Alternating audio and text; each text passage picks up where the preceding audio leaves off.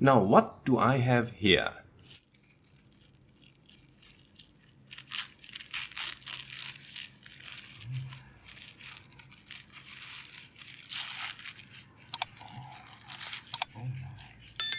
Okay, now this looks interesting.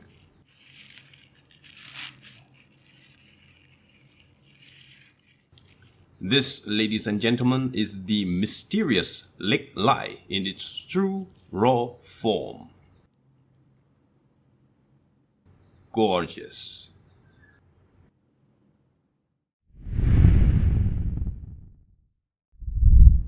Okay, hi guys, and welcome to another video. May you be in good health and positive spirit always. Once again, you are with me, Kairi Johari, better known as Pak Jofe, the Kris Collector from Singapore, and you are watching the Kris Collector Show. Today marks the beginning of a new series of videos where I hope to intrigue you with the lore and mystery related to the Kris traditions of Nusantara, and to demystify archaic beliefs and perceptions in the most rational and logical manner where possible. For too long, the mystery of the Kris has been exploited by charlatans and whomever who seeks to make a quick profit out of the gullibility of the ignorant. To which I say no more. I have had enough. This ends today. Moving forward, I will be discussing controversial topics, exposing unscrupulous dealers, exploring the atrocious market of fakes and low-quality Kris reproductions, and offer you a perspective, my perspective, of how I interpreted its standing and impact from a rational and critical aspect. So, fair warning, it might neutralize existential beliefs and perceptions that you may have collected over the years. If you are worried that you may start to doubt your own beliefs and possibly question the quality of your existing collections, then now is the time to leave this video. Go on, I'll wait.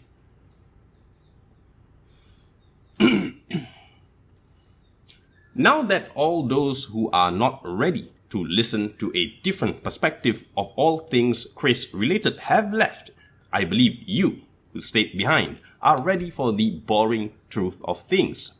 So, without further delay, here we go. Just a few days ago, I received a very special delivery from a very good friend of mine, one who is more experienced with the lore and culture of LekLai. In this delivery, I received 2 LekLai specimen examples which by far took on a unique and distinct form. Now, just what exactly is LekLai?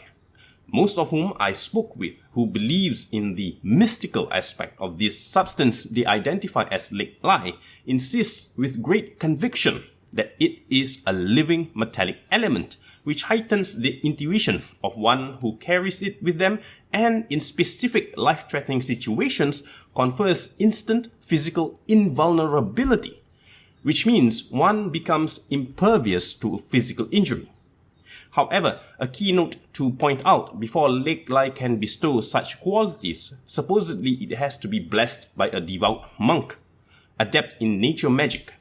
This belief and practice is prevalent to this day in Asia, specifically to my understanding in Thailand and parts of Tibet. Here in Nusantara, it is also identified by other names, some of which are Batu Lele, Besi Lele, Badar Besi, Taik Besi, Batu Bukit Nuri, Batu Tok Wali, Batu Sayap Kumbang, and so on and so forth, depending on which provincial region you are at. Provincial dialect also plays a part in its assigned descriptive name as well. Now, the English equivalent is predominantly named as Goethite, named after the German poet and mineralogist of the early 19th century, Johann Wolfgang von Goethe. In general, the core chemical composition, regardless of where it is found, consists of oxidized lead, iron ferrite, and a significant level of hydration, meaning it contains water molecules as well. Now, LekLai is not exclusive to Thailand as some have been led to believe. LekLai is found globally, but of course, respective indigenous regions will have key chemical signatures that would serve as a baseline to identify as to the source of its origin. Believe it or not, LekLai 2 has been discovered on Mars by NASA probes. Given the evidence at present, without a doubt, LekLai is a natural terrestrial byproduct which is produced when the conditions and required elements are present, occurring naturally in caves and geothermal pockets deep within the Earth. Why is it this substance attained such a level of honor amongst the indigenous inhabitants of Nusantara? Partly due to its enigmatic nature. It starts out as a mineral, a rock solid, and changes into a liquid-like form, and finally transforms into a metal. Now, this transmutational transition into various states coincides with Dravidian and Brahminic scriptures, and likelihood absorbed into the Hindu and Buddhist belief systems.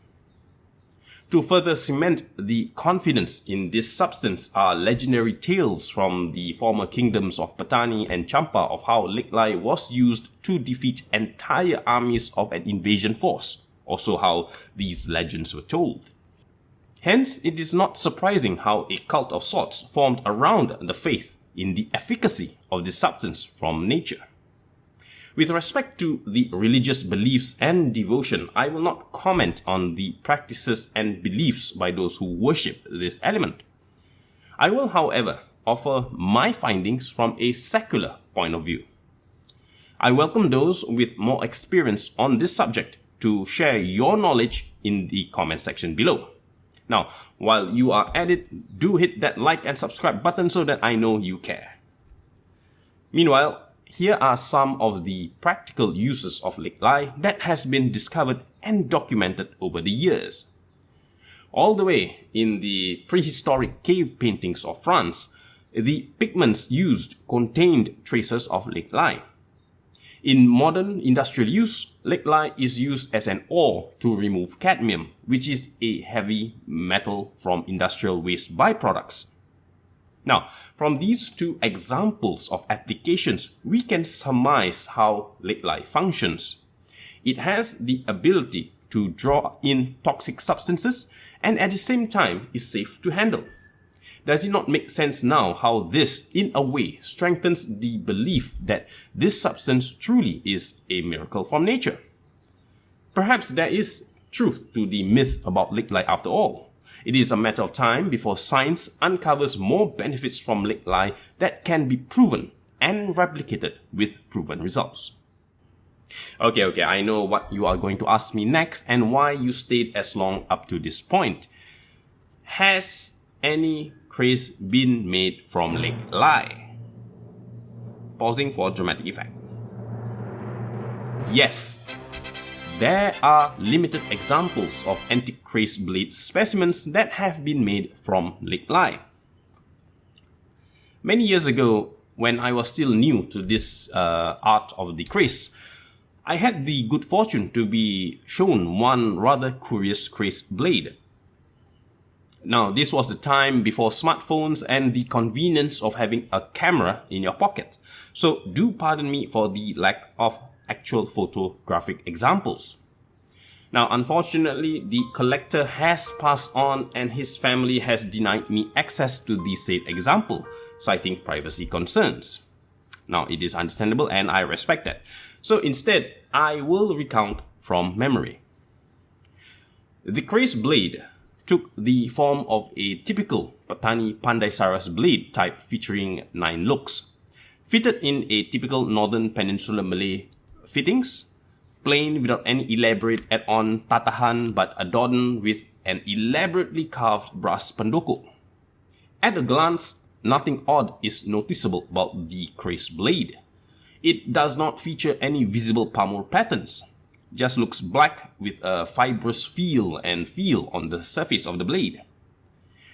But bring it out under the sun and you will witness a truly magnificent sight. A multitude of rainbow colors bursts and reveals itself, At the time, the term Sayap Kumbang was unheard of to me. I simply referred to it as the rainbow kris. A curious property is that this prism of colors, the rainbow effect on the surface of the kris blade, can only be revealed under direct sunlight. Ambient indoor lighting will not reveal it. I would deduce that whatever the substance contained within the blade only reacts with ultraviolet rays. Now, this reminds me of another legend of the rainbow scale serpent. If memory serves, the effects of the blade under direct sunlight look somewhat similar to this picture. A gorgeous kaleidoscope of colors set against a black contrasting background. That is not all. At certain times of the day, the blade appears to bleed, a viscous black liquid-like matter which will drip from the blade and pool and collect in the base of the sheath. These droplets eventually will harden, and when the sheath is knocked, several small spherical metal-like beads will fall out. It has a very oily and almost lead-like feel to it. As this was collected over a period of time, the late collector had plenty stored away, and I am fortunate to have received a few of these beads. Now, what I did with them would be a story for another time. Now, based from this experience with the 2 new specimens that I have received, it somewhat matches that experience. Only under direct sunlight will the rainbow colors appear. Indoor or studio lighting will not reveal them. Another curious phenomenon from my eyes, these specimen examples are not black in color. But every time I take a picture or record a video of it, regardless of lighting conditions, the specimens will only appear as black. Possibly there is a spectrum of color wavelength emitted by these specimen examples that cannot be captured by consumer photography equipment. The feel of these specimens matches that of the beads I received. It maintains an oily and metallic feel, and they are non-magnetic in characteristic. Also, its formation adopts the botryoidal formation, rounded bead-like shapes. To top it all, here is another curious observation. With an EMF meter, it seems the specimens that I have in my possession radiates an electromagnetic field of noticeable reading. So, to conclude, there possibly is an existential truth behind the mystical ideological belief surrounding this substance. I firmly believe it is only a matter of time before conclusive understanding of the true states of reality of this substance be revealed.